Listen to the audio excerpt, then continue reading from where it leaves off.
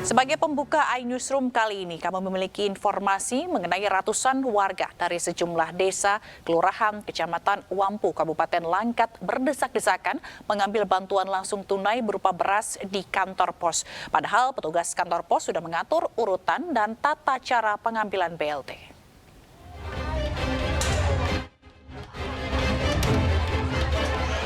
Beginilah situasi kantor pos Tabat di Langkat, Sumatera Utara. Ratusan warga memadati kantor pos sejak pagi. Begitu kantor pos dibuka, warga berhamburan masuk ke dalam. Ratusan warga berdesak-desakan menunjukkan sejumlah berkas kepada petugas. Pihak kantor pos Tabat sebetulnya sudah mengatur tata cara pengambilan beras bantuan dan telah menyiapkan kursi bagi warga untuk dipanggil nama yang ada di data. Namun warga yang tidak tertib membuat suasana menjadi riuh sehingga warga terlihat berdesakan dan saling berhimpitan di pintu kantor. Hari ini pembagian BLT diperuntukkan bagi warga di 14 desa dan kelurahan yang ada di Kecamatan Wampu dengan jumlah 3.900 warga. Total keseluruhan 8.124 KPM penerima bantuan beras untuk Kecamatan Tabat dan Kecamatan Wampu. Disalurkan berapa? Disalurkan selama 4 hari, Rabu, Jumat, Sabtu, dan Senin. Hari ini penyaluran untuk seluruh Kecamatan Wampu 3.900. Total ada 905 kepala keluarga yang menerima bantuan beras dari pemerintah sebanyak 10 kg. Dari Langkat, Erwin Syahputra Nasution, iNews melaporkan. Pemirsa, calon presiden nomor urut 1 Anies Baswedan menghadiri kampanye akbar di halaman Raja Najunggal, Kabupaten Tapanuli Selatan, Sumatera Utara. Dalam kampanye politiknya, pertumbuhan ekonomi dan pembangunan masyarakat Pantai Barat akan menjadi prioritas pasangan Anies Mohaimin.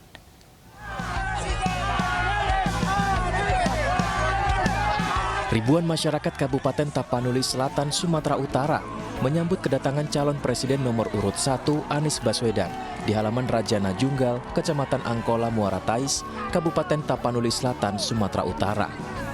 Kepada masyarakat, Anies menyampaikan mengusung gerakan perubahan, menyoroti sumber daya alam kawasan Pantai Timur Sumatera Utara, khususnya Kabupaten Tapanuli Selatan. Pasalnya banyak sumber daya alam di kawasan ini seperti halnya emas yang tidak dapat dirasakan oleh masyarakat. Kita ingin agar kemajuan perekonomian di seluruh kawasan Tapanuli Selatan khususnya, dan juga seluruh pesisir pantai barat Sumatera Utara menjadi prioritas untuk pembangunan ke depan. Investasi didorong, tapi bukan seperti selama ini. Selama ini investasi banyak, tapi padat modal. Usai melakukan kampanye akbar di Kabupaten Tapanuli Selatan, Anies pun bertolak ke Deli Serdang, Sumatera Utara untuk melakukan kampanye akbar di hari pertama pada bulan Februari ini. Dari Tapanuli Selatan, Sumatera Utara, Indra Mulya Siagian, iNews melaporkan. Capres nomor urut 2 Prabowo Subianto Rabu malam kemarin bertemu dengan ratusan pendukungnya di salah satu pusat perbelanjaan kawasan Kemang, Jakarta Selatan. Di hadapan pendukungnya, Prabowo mengungkapkan jika apa yang dilakukan saat ini semata-mata untuk rakyat.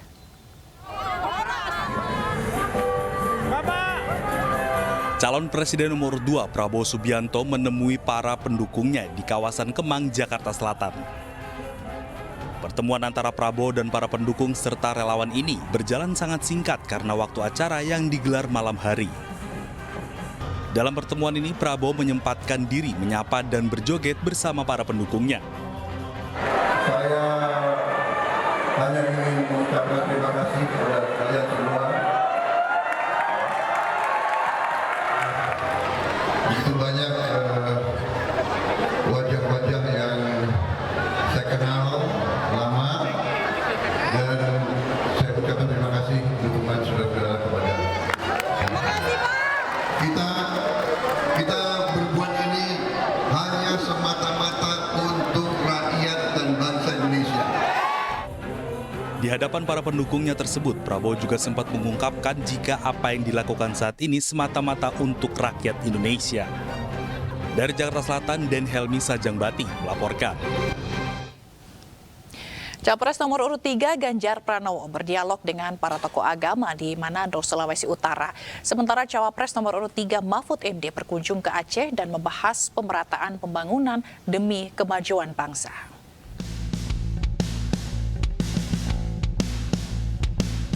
Calon Presiden nomor urut 3 Ganjar Pranowo berkunjung ke Manado, Sulawesi Utara. Dalam kesempatan ini, Ganjar Pranowo berdialog dengan para tokoh agama Sinode Gereja Masehi Injil di Minahasa atau GMIM. Ganjar menyampaikan harapan besar agar kerukunan antar umat beragama tetap terjaga. Sementara itu dalam dialognya, ternyata masyarakat tertarik dengan program Kartu Sakti dan kaitannya dengan UMKM. Iya, kami berkunjung dan diterima para pendeta di Gereja Masehi Injili yang ada di Sulawesi Utara ini, memohon. Dan kami disambut dengan sangat hangat, banyak aspirasi yang disampaikan kepada kami. Pak Ganjar, program KTP Sakti itu isinya apa sih?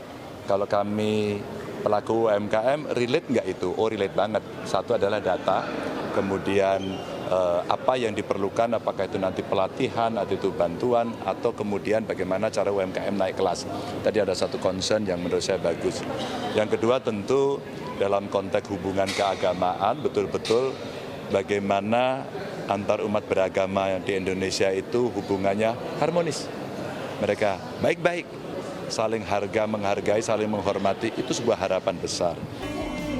Dalam kegiatan Tabrak Prof di MZ Cafe Bandar Baru Kota Banda Aceh, calon wakil presiden nomor urut 3 Mahfud MD mengungkapkan pemerintah seharusnya turut memprioritaskan pembangunan di Aceh.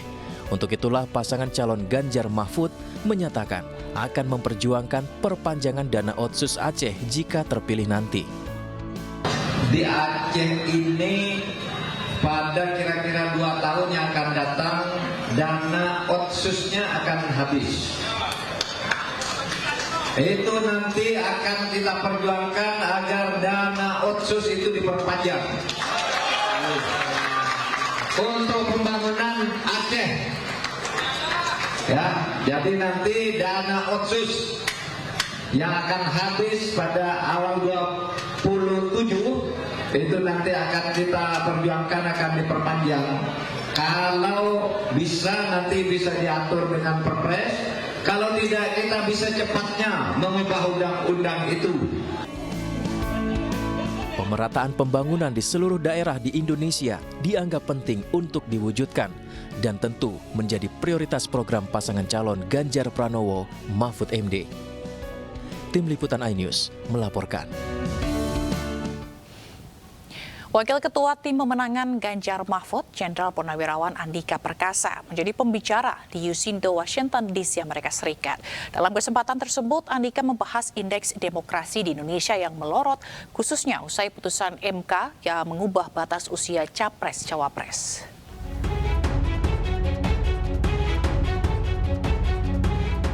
Wakil Ketua Tim Pemenangan Nasional Ganjar Mahfud, Jenderal Purnawirawan Andika Perkasa, memberikan pemaparan dalam forum Indonesia's 2024 Presidential Election Series di United States Indonesia Society atau Yusindo.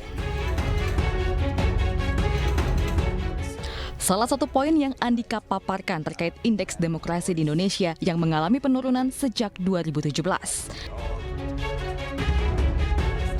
Dan salah satu penyebab kemunduran demokrasi yang paling menonjol yaitu perubahan aturan terkait batas usia pencalonan presiden dan wakil presiden Indonesia yang telah diketok oleh Mahkamah Konstitusi.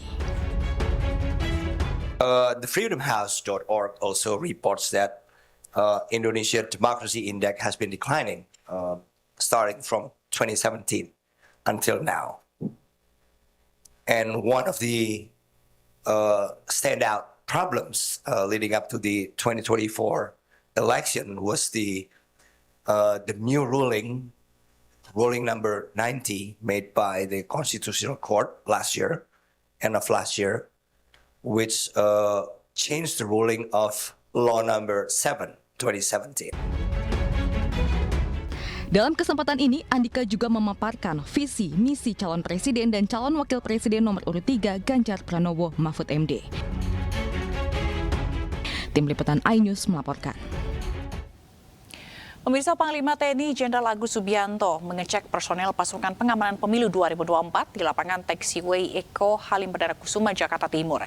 Dalam kesempatan itu, Panglima TNI juga menegaskan TNI aktif dilarang terlibat politik praktis dan akan dikenai teguran hingga pidana jika kedapatan melanggar.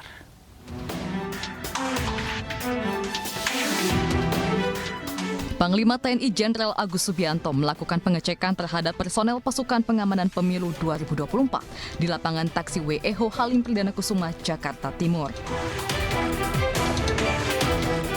Apel ini dipimpin langsung oleh Pangdam Jaya, Mayor Jenderal TNI Muhammad Hasan. Sekitar 450.000 personel di Taxiway akan diturunkan ke seluruh wilayah negeri semasa pelaksanaan pemilu. Panglima TNI juga berkeliling mengecek alutsista yang akan digunakan untuk pendukung pengamanan pemilu 2024. Dalam kesempatan ini juga menampilkan simulasi personel dalam menanggapi masa aksi demonstrasi yang berujung ricuh. Panglima juga menegaskan terkait netralitas TNI di pemilu 2024.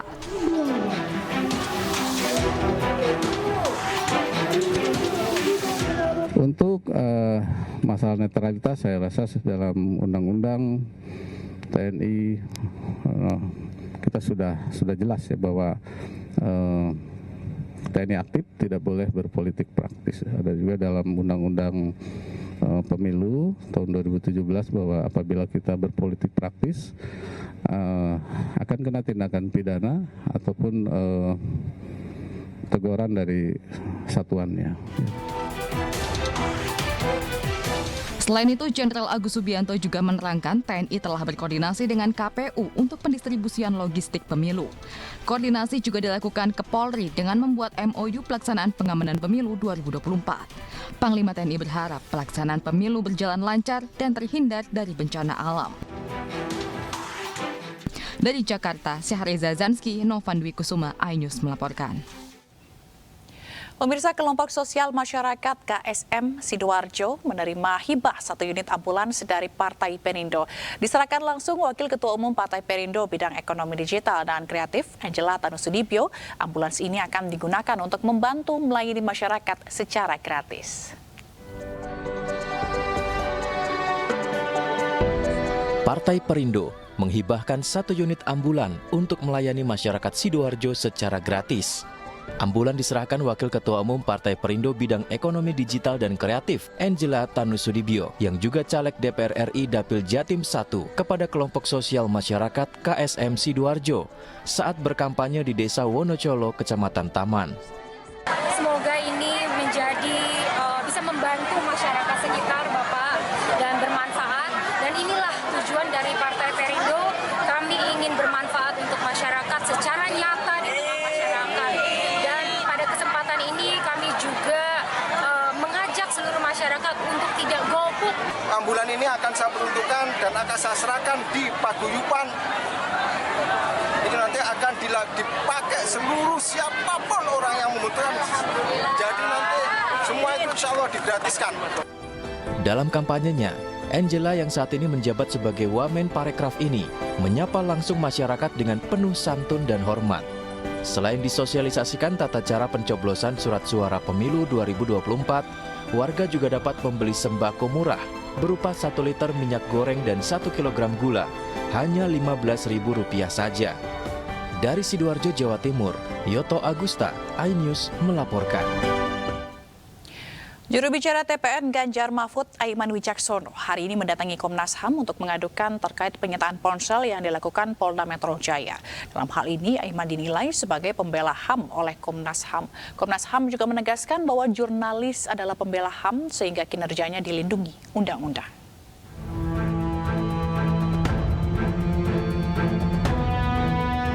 Juru bicara TPN Ganjar Mahfud, Aiman Wicaksono, hari ini mendatangi Komnas HAM.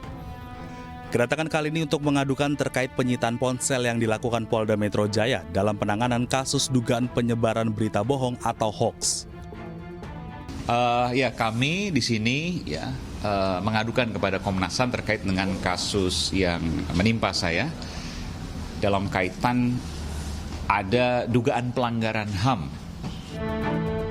Pengaduan terkait hak asasi Aiman sebagai wartawan di mana sesuai pasal 4 ayat 4 Undang-Undang Pers. Aiman yang pada saat menerima informasi dari narasumber masih berstatus sebagai wartawan, sehingga sejak diterima informasi itu, maka Aiman dilindungi oleh hukum, yaitu memiliki hak total untuk tidak memberikan bukti narasumber.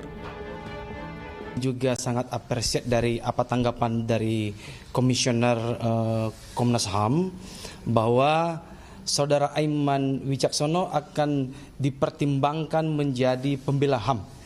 Nah ini yang sangat menarik. Jadi mudah-mudahan nanti oleh Komnas HAM akan memberikan satu apresiasi kepada Saudara Aiman Wicaksono sebagai pembela HAM dalam mengungkap kebenaran ya.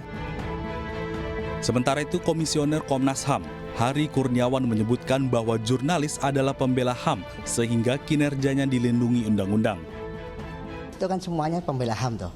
Mas-mas dan mbak-mbak ini semuanya pembela HAM. Jadi ini dilindungi oleh undang-undang tentunya. Kan di pasal 100 Undang-Undang HAM jelas dikatakan setiap orang yang melakukan kerja-kerja pemajuan dan perlindungan terhadap hak asasi manusia itu disebut sebagai pembela HAM. Komnas HAM juga nantinya akan berkoordinasi dengan Dewan Pers terkait kasus yang menimpa Aiman tersebut. Sebelumnya, Jubir TPN Ganjar Mahfud, Aiman Wicaksono, diperiksa terkait kasus dugaan aparat tidak netral dalam pemilu selama 12 jam di Polda Metro Jaya Jumat lalu. Sementara itu, penyitaan ponsel Aiman oleh penyidik dinilai melanggar hukum karena Aiman masih berstatus saksi. Tim Liputan iNews melaporkan. Anda kembali menyaksikan iNewsroom. Pemirsa, calon wakil presiden nomor urut 3 Mahfud MD menyerahkan surat pengunduran dirinya dari jabatan Menteri Koordinator Bidang Politik Hukum dan Keamanan Menko Polhukam secara langsung kepada Presiden Joko Widodo di Istana Kepresidenan Kamis sore.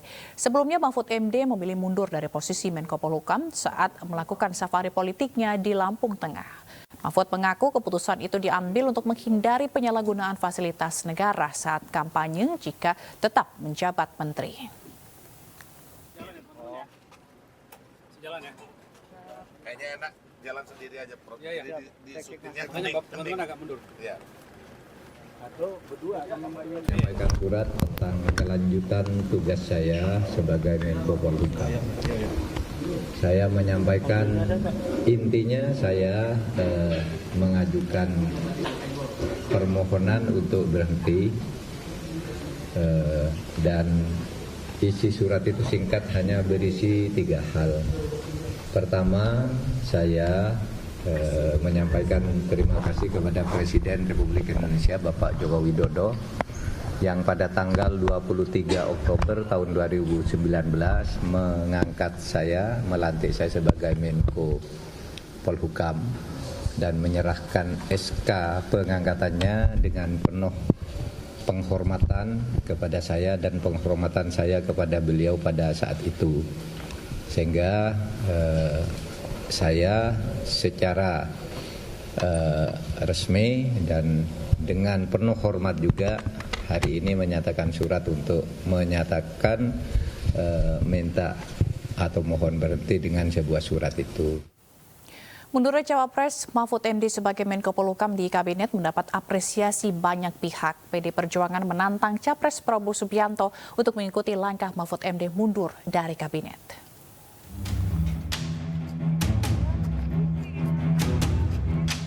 PDI Perjuangan menanggapi mundurnya Cawapres nomor urut 3 Mahfud MD dari jabatannya sebagai Menko Polhukam. Sekjen PDI Perjuangan Hasto Kristianto berharap sikap Mahfud diikuti oleh Capres Prabowo Subianto. Hasto menantang Prabowo jika memiliki keberanian segera mundur dari jabatannya saat ini sebagai Menteri Pertahanan. Seperti yang telah dicontohkan oleh Mahfud MD yang mengambil keputusan dengan bijak karena mundur dari kabinet saat mengikuti kontestasi pemilu adalah sikap yang baik dan penuh etika. Secara jernih sehingga keputusan diambil dengan bijak. Keputusan diambil dengan suatu niat baik dan itulah yang telah dilakukan oleh Prof. Mahfud MD. Semoga keteladanan integritas dari Prof. Mahfud MD ini dapat menular ya termasuk ke Pak Prabowo Sehingga ya meskipun di sana anggarannya besar sekali, jadi rasanya kalau mundur dengan anggaran besar itu sayang di situ. Tetapi ini merupakan suatu sikap yang gentleman. Meskipun bagi PDI Perjuangan ketika kami menyuarakan kebenaran, begitu banyak tekanan-tekanan hukum. Senada dengan Hasto, Ganjar Pranowo yang juga pasangan Mahfud MD mengapresiasi keputusan yang diambil Mahfud MD. Ganjar menilai mundurnya Mahfud dari kabinet menunjukkan bahwa Mahfud memiliki integritas tinggi. Ya ada pesan moral lah ketika kemudian banyak orang bertanya, oh ini ada menteri membagi bansos dan kemudian pesan-pesan politiknya tersirat di sana. Mungkin tidak tersurat, tapi tersirat. Manusia akan bisa melihat dan merasakan. Lalu bagaimana kita mengurangi potensi-potensi penggunaan fasilitas negara, potensi. Maka kalau kami waktu berdiskusi lama sekali dengan Pak Mahfud, saya apresiasi sama beliau. Beliau cukup punya integritas sangat tinggi dan beliau punya keinginan itu. Kalaulah itu keputusan akan diambil dalam beberapa jam kemudian, saya orang yang hormat dan respect pada Pak Mahfud. Mudah-mudahan yang lain juga bisa ikut. Sementara itu, Presiden Joko Widodo menghargai keputusan Mahfud MD yang telah mengumumkan pengunduran dirinya sebagai Menko Polhukam. Presiden juga menegaskan, di tengah gejolak politik jelang pemilu 2024, kabinet yang dipimpinnya tetap solid dan kondusif. Pak Presiden, Pak Mahfud MD apakah benar mundur, Pak? Mundur siang ini, Pak Mahfud MD. Pak Mahfud MD, tanggapannya gimana? Pak Mahfud MD. Itu hak dan saya sangat menghargai. Sampai detik ini saya belum mendapatkan laporan. Ya. Kabinet solid, Pak? Sangat solid. Ya. Pasca mundurnya Mahfud MD dari Kabinet Indonesia Maju, otomatis saat ini hanya Capres Prabowo Subianto yang berstatus sebagai calon presiden sekaligus Menteri Pertahanan di Kabinet. Meski tidak ada kewajiban untuk mundur dalam aturan kampanye, namun masyarakat menyoroti nilai moral dan etik yang dimiliki para paslon agar tidak rangkap jabatan sebagai peserta pemilu sekaligus Menteri Kabinet. Dari Jakarta, Tim Liputan iNews melaporkan. Apakah pengunduran Mahfud MD dari Menko Polhukam karena kontestasi Pilpres harus diikuti menteri lain? Kita akan membahasnya bersama narasumber dari TPN Ganjar Mahfud, Islah Bahrawi, analis politik Adi Praitno, dan kami juga masih menunggu sambungan dari Ketua Umum Prabowo Mania, Immanuel Ebenezer. Selamat malam, Mas Adi, dan juga Mas Islah. Selamat malam, Mbak. Oke, baik. Kita ke Mas Islah. Mas Islah sudah resmi menyerahkan surat pengunduran diri kepada Presiden, begitu Prof. Mahfud. Apakah ini nantinya juga akan diikuti oleh sebagai langkah penentu bahwa nanti menteri-menteri juga akan ikut mundur, begitu? Saya juga tidak mendapatkan informasi yang utuh tentang itu ya. Saya hanya membaca dari berbagai media dan juga saya betul-betul mengikuti pernyataan dari Mas Hasto tadi dari Sekjen PDIP. Tapi selama ini memang Pak Mahfud tidak pernah menceritakan apa-apa yang bersifat konfidensial dari internal kabinet sendiri. Tapi terus terang begini, Pak Mahfud sendiri sebenarnya mundur ini memang setelah ada desakan dari banyak pihak termasuk dari Mas Ganjar sendiri ya. Tadinya Pak Mahfud tidak mau mundur karena dia merasa berhak untuk ikut mengawasi pemilu sebagai salah satu stakeholder sebagai Menko Polhukam. Yang kedua, dulu dia pernah Pak Mahfud pernah membicarakan itu juga, mengutarakan itu langsung kepada saya bahwa saya tidak akan mundur Mas Islah kecuali Prabowo mundur. Nah ini memang pernah diungkap itu dan bahkan Pak Mahfud juga menceritakan masih banyak pekerjaan yang belum terselesaikan di Menko Polhukam, tugas negara di situ. Tapi memang kemudian konfigurasi politik kan berkata lain. Ada beberapa hal yang mungkin membuat beliau kecewa di kabinet sehingga dia memutuskan, oke lah ini saatnya untuk mundur. Selain kecewa, apa yang benar-benar mendasari bahwa akhirnya Pak Mahfud mundur dari kabinet Jokowi? Satu hal yang kemarin, saya kebetulan kemarin dipanggil ya, hari Selasa kemarin membicarakan tentang ini bagaimana mekanismenya setelah Pak Mahfud ketemu dengan Pak Pratik untuk mengkonfirmasi mekanisme mundurnya seorang menteri dari kabinet. Dan setelah ketemu dengan Pak Pratik, kemudian saya dan beberapa teman termasuk saya yang juga dipanggil, Pak Mahfud mengatakan bahwa ini saya hanya harus membuktikan bahwa saya harus sejalan seiring dengan Mas Ganjar, karena Mas Ganjar sendiri sudah meminta saya secara langsung. Saya sudah ketemu dengan Bu Mega dan ketua-ketua partai koalisi pengusung, dan mereka semua pada prinsipnya setuju untuk mundur.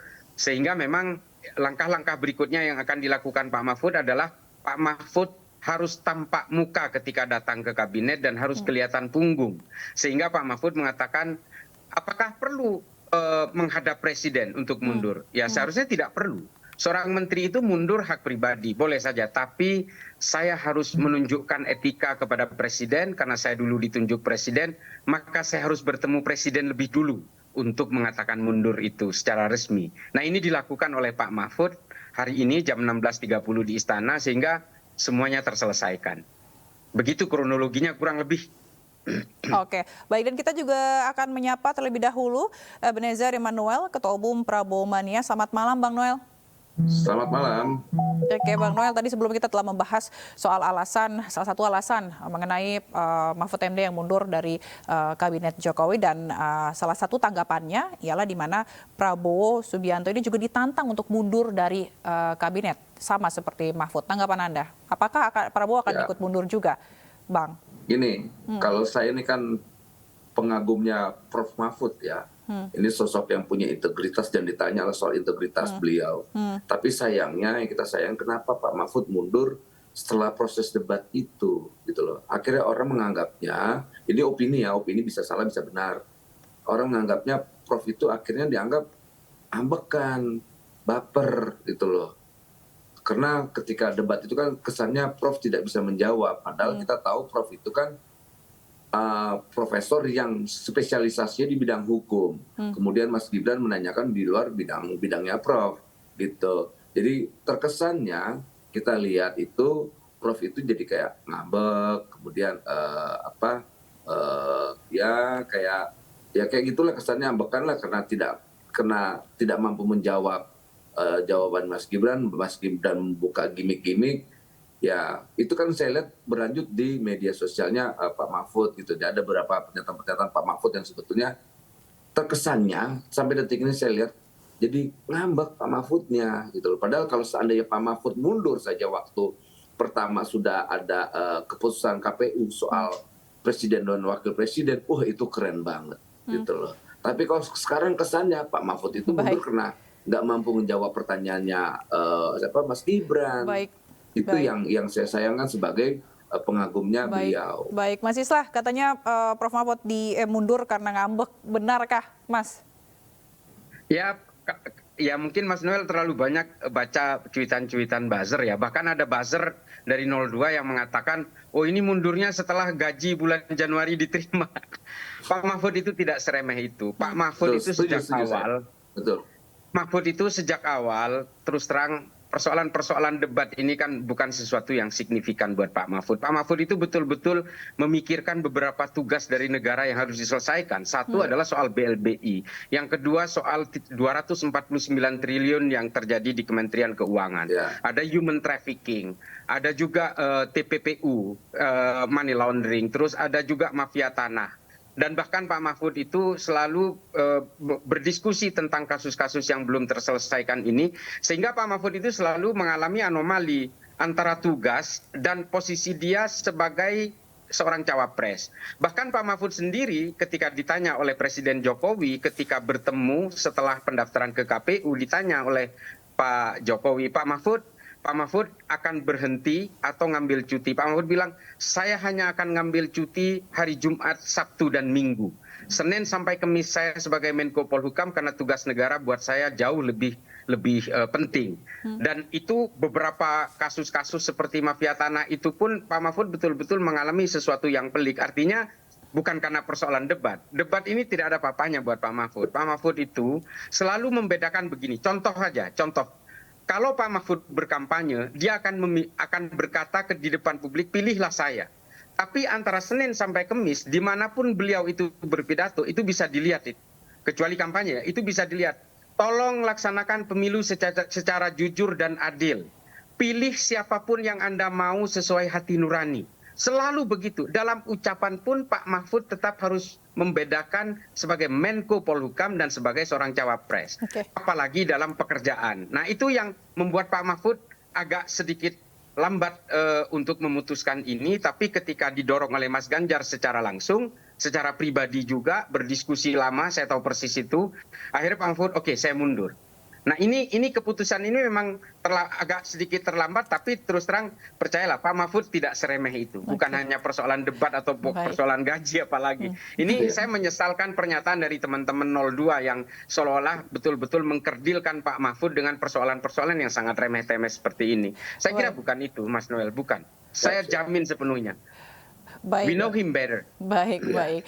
Mas Adi, ini kalau kita lihat ini sebenarnya alasannya bukan karena kecewa, bukan karena soal debat, tapi lebih kepada menjaga etika begitu ya dalam Pilpres 2024 ini akhirnya memilih untuk mundur begitu. Tapi masih banyak menteri-menteri yang ikut cawe-cawe, ikut kampanye, bahkan presiden pun begitu ikut dan menggunakan fasilitas negara ini yang menjadi sorotan gitu. Apakah menteri-menteri yang cawe-cawe ini yang ikut kampanye ini ini kita ngomongin etika karena tidak melanggar begitu, dinilai tidak melanggar. Apakah mereka bisa diklaim bahwa mereka tidak mematuhi etika dalam hal ini atau tidak beretika dalam pemilu ini? Ya, sebenarnya secara prinsip kalau kita preteli satu persatu, argumen soal kenapa Prof Mahfud ini mundur banyak sebenarnya. Mungkin juga ada soal ketidaknyamanan. Hasto misalnya mengatakan karena peran-peran Menko Polhukam sudah diambil alih oleh Presiden. Ada juga yang mengatakan mungkin ada perasaan Pak Mahfud ini dianaktirikan di kabinet. Karena sejak menjadi calon wakil presiden berdampingan dengan Prabowo, Pak Mahfud ini kan nyaris tidak pernah diberikan endorsement politik secara terbuka oleh Pak Jokowi. Karena yang didukung oleh Pak Jokowi itu mostly adalah Pak Prabowo tentu saja karena ada faktor Gibran ya.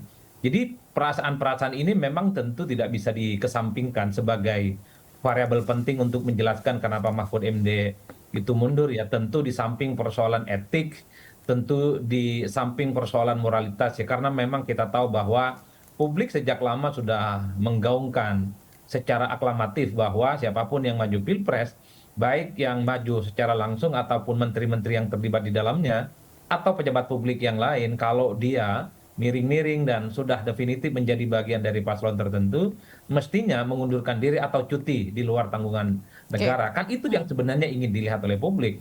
Boleh menteri mendukung nomor 1, nomor 2, dan nomor 3. Boleh presiden mendukung 1, 2, dan 3. Tapi ingat, ketika Anda menjadi pejabat publik, wajib hukumnya ya cuti, dan di luar itu tanggungan negara. Kan itu yang sebenarnya. Pak Mahfud sepertinya menjawab tantangan-tantangan publik daripada cuti, mending sekalian ini mundur sebagai bagian untuk menghindari conflict of interest, untuk menghindari abuse of power. Oleh karena itu bagi saya ketika Pak Mahfud mundur ini bagus ya. Siapa tahu menteri-menteri yang lain, entah itu Pak Prabowo atau menteri yang terafiliasi mendukung Pak Prabowo, mendukung Pak Mahfud ataupun Anies itu juga mundur. Ini sebagai bentuk moral politik sebenarnya yang saya kira tidak gampang. Karena kemewahan menjadi menteri ini kan bukan sesuatu yang gampang didapatkan. Ini soal bagaimana kemewahan ini akan sirna di sisa waktu menuju Oktober tentu saja, di mana jabatan publik ini akan berakhir. Jadi bagi saya, Pak Mahfud ini justru memprovokasi menteri-menteri yang lain untuk melakukan hal yang sama. Kalaupun toh tak mundur, ya minimal cuti. Setelah pemilu ini usai, baru kemudian bisa normal kembali. Tapi satu hal yang ingin saya bilang, mundurnya Pak Mahfud ini belakangan mulai terkuak ya. Ini soal bagaimana ini semacam delegitimasi politik kepada netralitas Jokowi di Pilpres 2024 yang mungkin bagi Pak Mahfud, Pak Jokowi sudah tak bisa lagi diharapkan berdiri di 3 kaki para capres ini.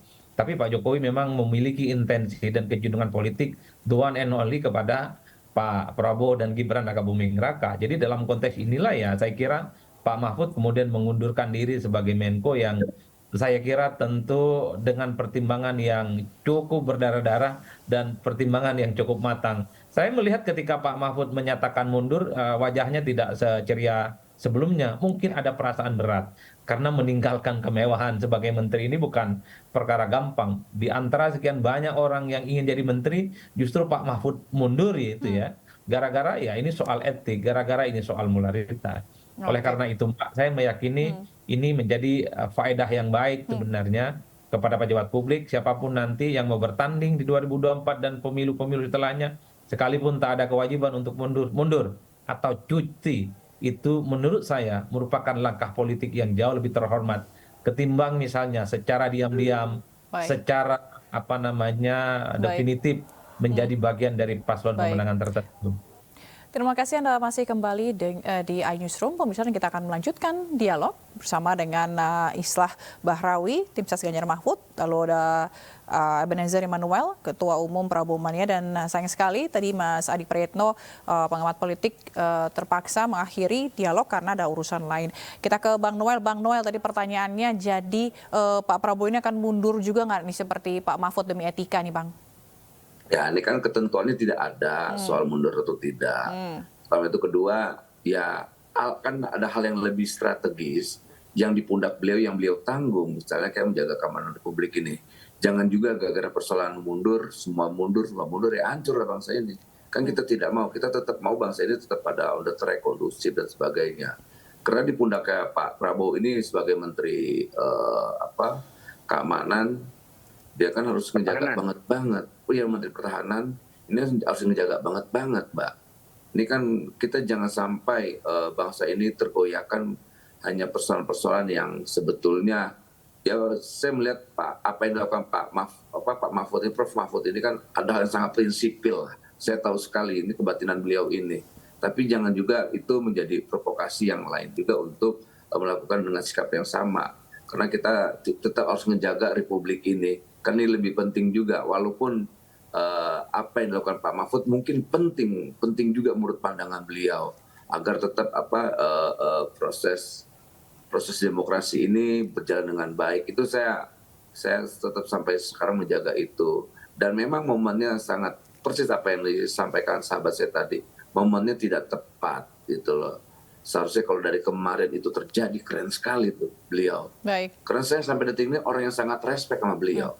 Sangat respect orang ini saya menganggap ini kita sama juga kehilangan mutiara nih kalau sampai beliau ini hilang dari pemerintahan Pak Jokowi.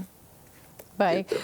Tapi Bang Noel, sebenarnya mungkin yang jadi sorotan ini ya dalam pemilu 2024 ini adalah kebijakan penggunaan fasilitas negara yang digunakan oleh menteri pada saat kampanye.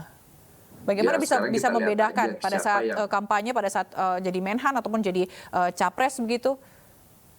Ya, siapa yang menggunakan fasilitas negara kan?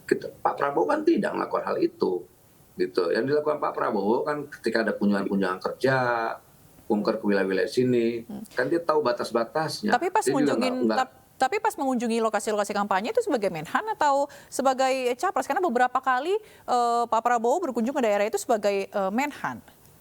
Ya memang ada beberapa wilayah, misalnya kayak gini, jam-jam kerja dia sebagai Menhan, tapi jam-jam libur kan tidak, Sabtu Minggu dia sebagai capres, gitu loh. Mana yang dia waktu jam-jam kerja dia sebagai capres, nggak ada. Dia hadir waktu jam-jam kerja sebagai Menhan dan tidak dalam kapasitas kampanye. Mana kayak tahu saya hari yang dia kampanye di hari-hari yang jam kerja nggak ada. Kalau Sabtu Minggu kan memang itu jadwalnya cuti, kemudian memang jadwal di luar jam kerja, gitu loh. Jadi saya rasa ketika ada orang mengopinikan bahwa Prabowo melakukan abuse of power atau menggunakan fasilitas negara, ya salah tuh. Gitu. Dan saya belum melihatnya itu, dan media kan juga meliput setiap aktivitasnya Pak Prabowo. Jadi tidak ada penggunaan fasilitas negara. Baik. Itu. Baik. Mas Isa, tanggapannya? Ya, saya sendiri melihat ya Pak Mahfud sendiri memang mundur ini bukan berarti ingin membangun gerakan-gerakan provokasi ya terhadap menteri-menteri yang lain untuk mundur misalnya. Tidak ada. Bahkan Pak Mahfud ketika konferensi pers di istana tadi ditanyakan oleh wartawan bagaimana dengan menteri yang lain. Kata Pak Mahfud, ya saya nggak tahu, jangan tanya saya. Saya mundur ini karena keputusan saya sendiri dan tidak ada tujuan untuk apapun, untuk mempengaruhi orang lain atau apapun. Bukan juga karena tujuan-tujuan tertentu demi mendongkrak atau demi membangun empati elektoral, tidak ada. Ini bukan bagian dari elemen of surprise yang dibangun oleh Pak Mahfud. Karena memang Pak Mahfud betul-betul sangat jeli dalam membedakan antara sebagai cawapres dan sebagai sebagai Menko. Tapi memang situasi politik belakangan ini kan berubah total. bagaimana Pak Jokowi hanya menemui menteri-menteri yang hanya tergabung dalam paslon tertentu saja, misalnya menemui Pak Zulhas, menemui Pak Erlangga, hanya menemui Pak Prabowo, sementara Pak Mahfud sebagai stakeholder utama dalam pelaksanaan pemilu ini tidak pernah diajak ketemu, tidak pernah dipanggil, dan tidak pernah diajak berdiskusi. Nah, ini kemudian fungsi-fungsi dari kementerian itu yang kemudian membuat Pak Mahfud seolah-olah merasa menjadi, mungkin ya, ini mungkin, bukan dari Pak Mahfud, tapi dari saya pribadi. Seolah-olah Pak Mahfud ini menjadi marginal ketika Jokowi sendiri tidak memfungsikan secara maksimal dari keberadaan Pak Mahfud sebagai Menko Polhukam. Itu juga salah satu sisi dari bagaimana kemudian Pak Mahfud membuat keputusan, meskipun agak terlambat, saya harus mundur, toh saya juga tidak bisa ngapa-ngapain ketika Pak Jokowi secara terbuka mengutarakan orientasi dukungan politik kepada paslon tertentu. Nah, ini juga yang membuat Pak Mahfud mungkin ya, oke, I'm back off, saya mundur. Jadi menurut saya ya, saya lebih fokus kepada kampanye yang masih tersisa 2 minggu ini. Siapa tahu gitu ya, bisa mempengaruhi secara bagus kepada elektoral dan juga strategi, dan juga jadwal-jadwal beliau kan jadinya lebih longgar. Meskipun nantinya ini akan nunggu kepres ya.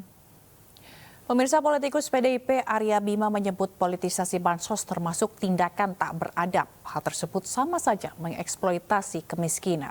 Informasi ini sekaligus menutup jumpa kita di iNewsroom hari ini. Saya Fazilah K Indonesia pamit undur diri. Terima kasih dan sampai jumpa.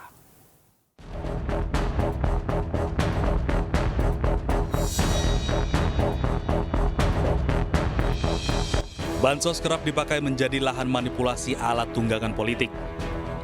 Dan bansos pun kerap menjadi sasaran korupsi oknum pejabat. Politisi PDIP Arya Bima bahkan dengan tegas menyayangkan aksi bagi-bagi bansos Presiden Jokowi dan sejumlah menteri yang belakangan dinilai rawan politisasi. Arya Bima bahkan dengan tegas mengatakan mempolitisasi bansos termasuk tindakan yang tak beradab. Hal tersebut sama saja mengeksploitasi kemiskinan. Bahkan calon presiden nomor 3 Ganjar Pranowo menganggap penyalahgunaan bansos kerap terjadi saat menjelang tahun politik. Ganjar bahkan mengimbau Bawaslu untuk mengawasi pembagian bansos yang dilakukan pemerintah dan harus segera menindak jika terjadi kecurangan politik.